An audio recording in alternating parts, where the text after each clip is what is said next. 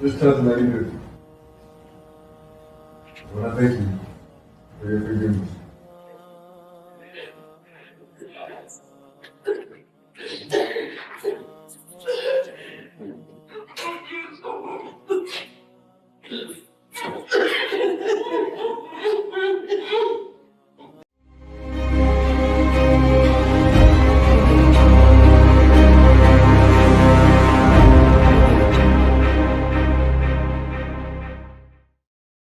This is Gary Ridgway, better known as the Green River Murderer, who's facing charges for multiple murders in Washington. Gary Ridgway was a serial killer who terrorized the state of Washington, snuffing out the lives of at least 48 women, most of whom were prostitutes or young runaways. Ridgway grew up in a home filled with violent arguments between his parents. He also had his fair share of personal struggles, bedwetting until the age of 13, a stabbing incident as a teenager, and an IQ reportedly in the low 80s. Surprisingly, during the 1970s Jesus movement, Ridgway experienced a spiritual transformation. He became a born-again Christian, passionately sharing the gospel and living according to his newfound faith.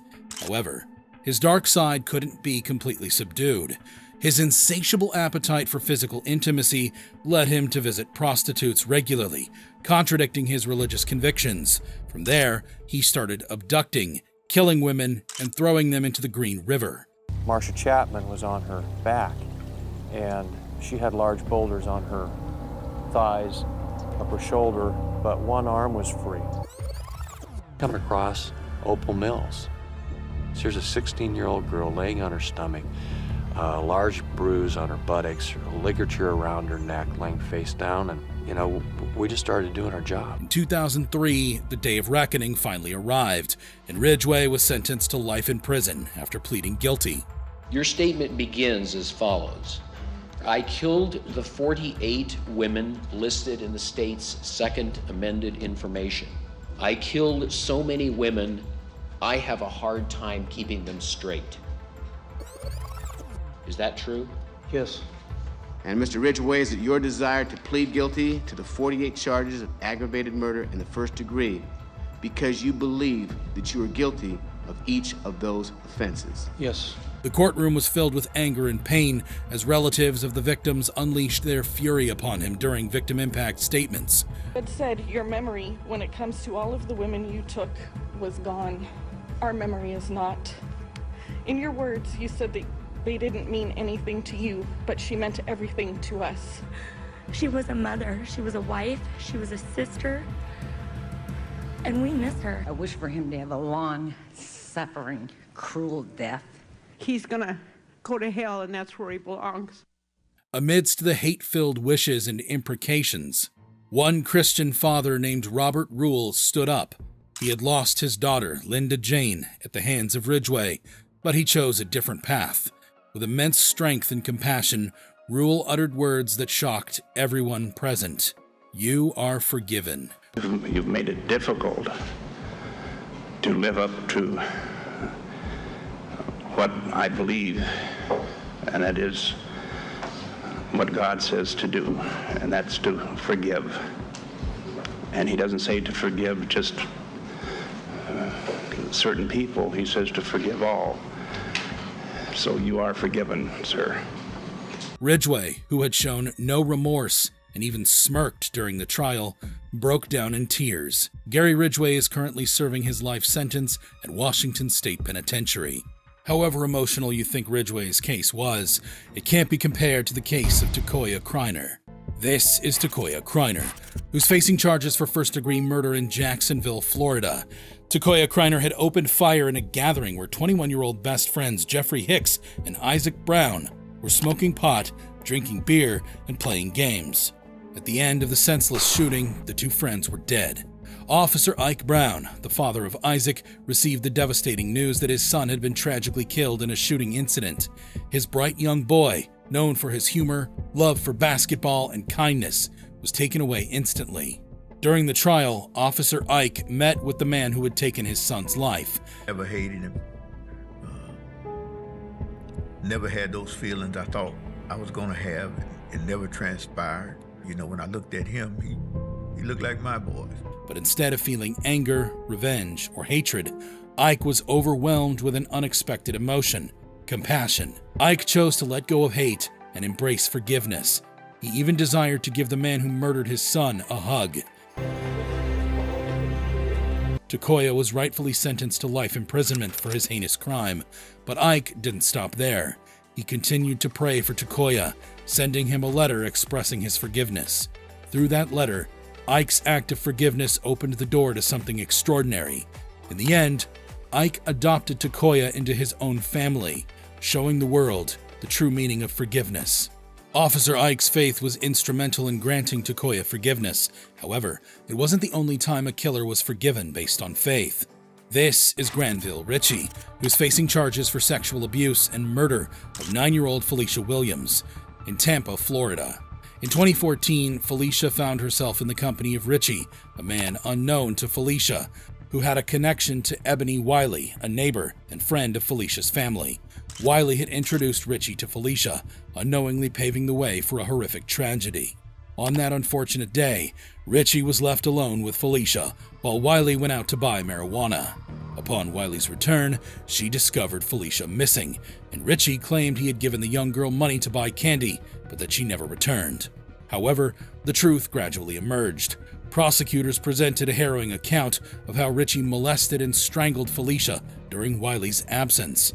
Granville Ritchie raped, strangled, brutalized, and murdered Felicia Williams. A child, the most vulnerable citizens we have in our society, children. It's believed that he concealed the little girl's lifeless body in a suitcase before callously disposing of her in the bay. Wiley, who initially lied to the police about the events, was also charged with lying during a missing person investigation. Felicia Demerson, the grieving mother, stood before the judge, clad in a black dress adorned with a sparkling Hello Kitty pin, a tribute to her daughter's favorite character. Felicia and her family shared their pain and suffering, revealing the unimaginable torment Ritchie had inflicted on her family. I just miss my grandbaby. Her sister. She meant the world to us, and he discarded her like she was nothing. Her mother. I've waited 2,310 days for this day to come. Felicia's father, Jeremy Rodriguez Williams, urged Ritchie to seek forgiveness from Felicia's mother and to pray for it himself. He stated that he had already forgiven Ritchie, but warned him not to toy with God, as divine judgment would be severe. Good morning. Please state your name. Javon Rodriguez Williams. I'm not like everybody else, bro. I ain't got no ill will against you. That same Bible that you play with, bro, you get back to yourself, you get on your knees and you pray. Cause the journey you got ahead of you gonna need God. I forgive you. Ain't no anger towards you, bro. Abraham was willing to sacrifice his child. I sacrificed mine. I forgive you, bro. That's how strong my God is. That made me a better man. See, people all day long about they Christians. How can you be a Christian if you're not able to forgive a person that did wrong to you? You my brother. I don't care what nobody else say, I love you. You made a mistake. I forgive you, bro. I ain't got no ill will towards you. Judge Michelle Sisko upheld the jury's recommendation and sentenced Ritchie to death. Accordingly, as to count 1, for the first-degree murder of Felicia Williams, the defendant, Granville Ritchie, is hereby sentenced to death. For many in the court, Ritchie was not deserving of forgiveness. However, there have been killers who have been forgiven, even when they don't deserve forgiveness. There was the case of Amber Guyger.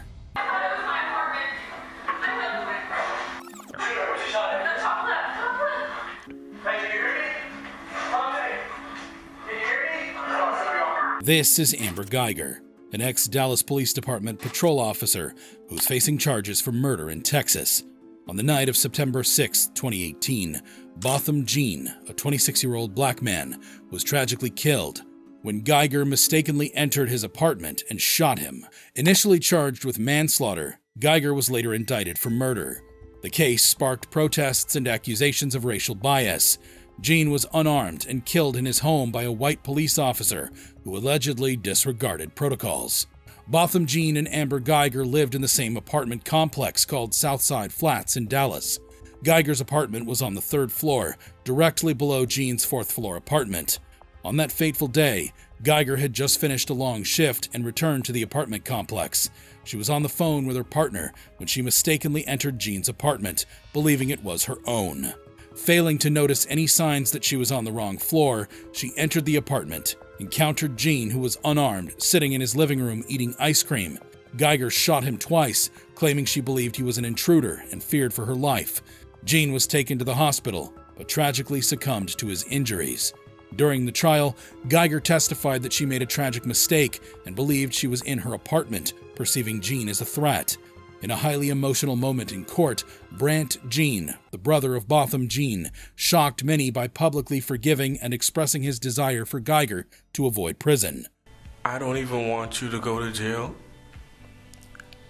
I want the best for you.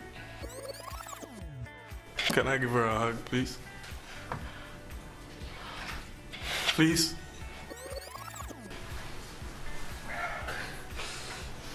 Botham Jean's father also forgave Guyger, but insisted he wanted a tougher sentence. Really need to do this. I can't be her friend.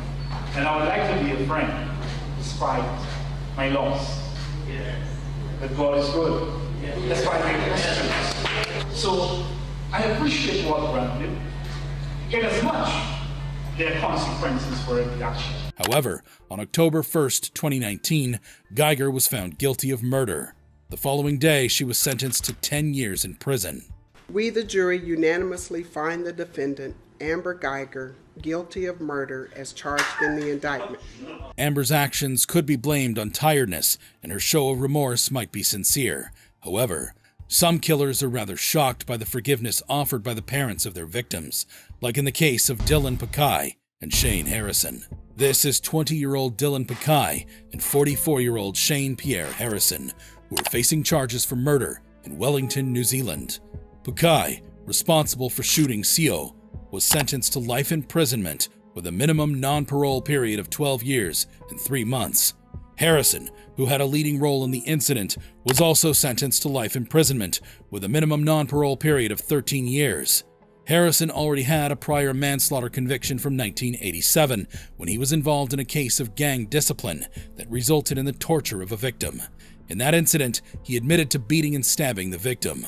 The murder conviction served as his second strike, meaning he had to serve the life term entirely unless deemed unjust. Iafata Matalasi, the father of the late Aloncio Matalasi, known as Sio, initially vowed revenge if his son's killers were not convicted. However, his feelings changed, and he expressed forgiveness and a desire for the killers to be set free during a court hearing at the High Court in Wellington. He acknowledged that nothing could bring his son back, and that forgiveness was his only option, so he forgave them. Without any reservations, Shane and Dillin, I forgive you. I plead with you to let Shane Pierre Harrison and Dillin Pakai go free. He felt sympathy for the killers, their partners, and their children. He asked the judge to release them so they could start living with compassion for others. However, Justice Jill Mallon explained that she could not grant that request. Iafata Matalasi accepted the necessity of imposing jail terms in such cases. Pakai and Harrison were misguided youths in a gang, but however insensitive you think their actions were, it probably doesn't compare to the actions of Trey Relford. This is Trey Alexander Relford, who is facing charges for the murder of Salahuddin Jitmood in Lexington, Kentucky. Salahuddin was delivering pizza when Relford and his group lured him into an apartment complex, robbed him, and killed him. During the sentencing, Abdul Munim Sombat Jitmood, the father of Salahuddin, shocked the courtroom by forgiving Relford, citing forgiveness as the greatest act of charity in Islam. I feel so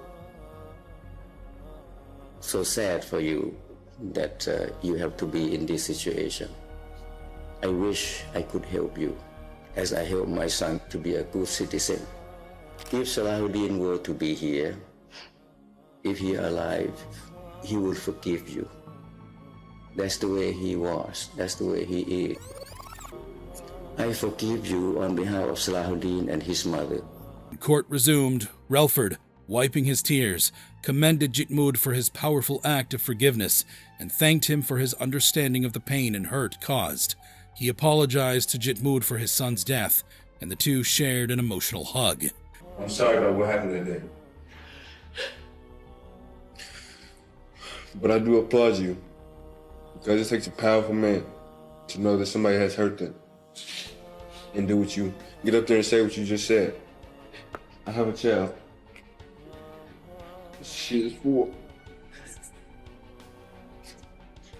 And I can imagine the hurt, the pain, from what you learned.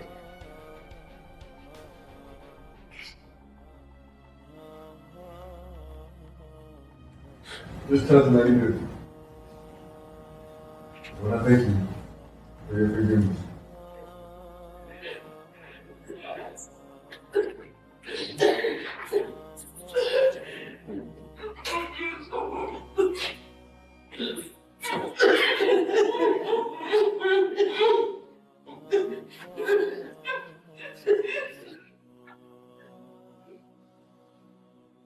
Jitmud assured Relford that there was hope for a new beginning and urged him to become productive upon his release after 31 years.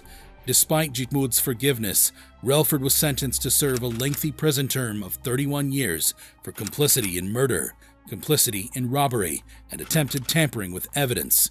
Jitmud's act of forgiveness in court was unexpected, and he emphasized that his anger was directed towards the devil, not Relford himself, based on his religious teachings from the Quran. I blame the devil, who misguiding you and misleading you to do such a horrible crime. No, I don't blame you. I'm not angry at you at all. Relford's mother, Gail Coot Bird, also spoke during the hearing, acknowledging her son's history with drugs.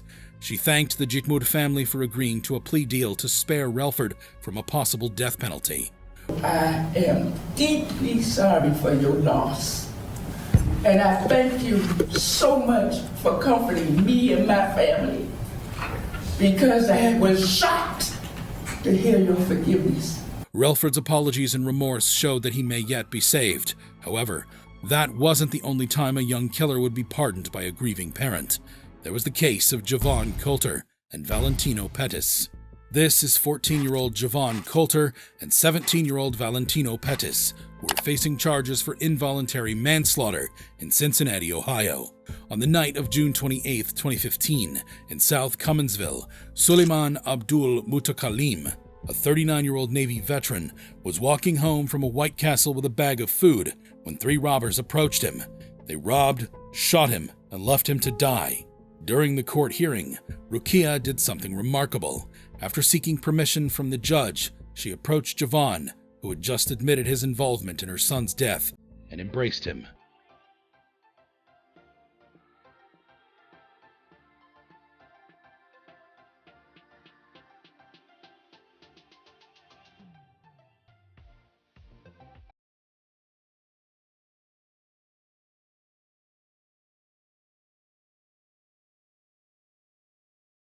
She also hugged Javon's mother, wanting them to know she could see beyond the act that took her son's life.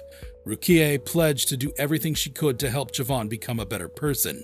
She believed her son's death had a greater purpose, and she told Javon that perhaps that purpose was to save his life. So to honor him, I am here, and I am offering my family to help you.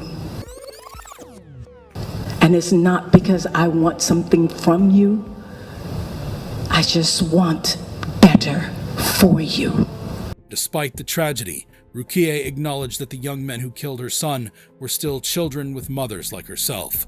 She expressed the need to fight for them, to provide them with guidance and support, to find a better path in life.